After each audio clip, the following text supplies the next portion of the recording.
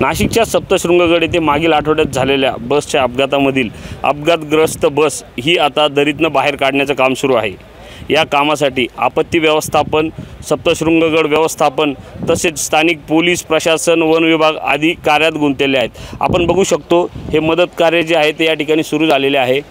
3 क्रेनच्या सहाय्याने व 50 ते 100 कर्मचाऱ्यांच्या मदतीने हे जे आहे ही बस बाहेर काढण्याचं जे काय ते काम सुरू करण्यात आलेलं आहे। आज सकाळपासूनच सप्तशृंगगडावर येणाऱ्या भाविकांसाठी नांदुरी ते सप्तशृंगगड हा रस्ता जो आहे तो देखील बंद करण्यात आलेला आहे।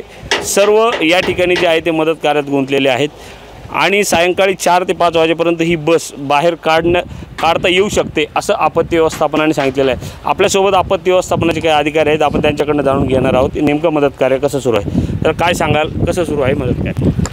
सर, काल कळवण या ठिकाणी अधिकाऱ्यांनी आम्हाला आदेश दिले जिल्हाधिकाऱ्यांनी, त्या ठिकाणी आपण सकाळी त्यांना पत्र काढलेलं आहे। 6:30 वाजता आपण हा रस्ता बंद करणार आहे, पण ॲक्च्युली आपण हा जो घाट बंद केलेला आहे सकाळी 10 वाजता बंद केलेला आहे, कारण भाविकांच्या सुरक्षेसाठी आणि काही भाविकांना अडथळा निर्माण होऊ नये या ठिकाणी विश्वस्त श्री सप्तशृंगी निवासी देवी ट्रस्ट यांनी ते सगळं संपूर्ण भाविकांना सांगितलेलं आहे की घाटाचं काम चालू आहे, बस काढण्याचं काम चालू आहे। या ठिकाणी आता या ठिकाणी 3 क्रेन्स आणि पोलीस प्रशासन आहे, एस टी महामंडळाचे अधिकारी आहे आणि आपत्ती व्यवस्थापनचे कर्मचारी आहे आणि विशेष करून म्हणजे सप्तशृंगी निवासी देवी ट्रस्टने 2 ॲम्ब्युलन्स या ठिकाणी उपलब्ध केलेलं आहे भाविकांच्या सुरक्षेसाठी। काही घटना घडू नये या ठिकाणी नाशिक जिल्हा आपत्ती व्यवस्थापनचे 24 कर्मचारी तैनात करण्यात आलेले आहे।